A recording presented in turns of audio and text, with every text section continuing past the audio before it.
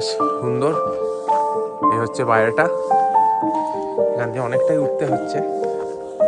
এইভাবে উঠে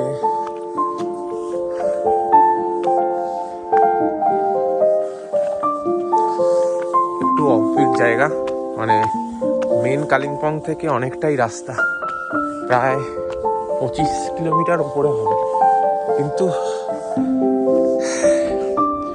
জায়গাটা খুব সুন্দর জায়গা, ঘেরা একদম। এদিকে এই হচ্ছে আমাদের থাকার জায়গা। এটা দোতলা, একতলা একটা বেড আছে বড়, আর দোতলায় দুটো বড় বেড আছে, টোটাল 6 জন মতো থাকার। এই হচ্ছে রুম। রুমের অবস্থা খুবই খারাপ।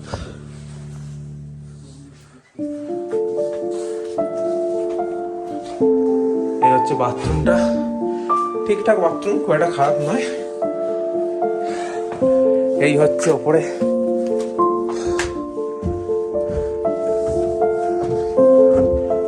সুন্দর একটা রুম,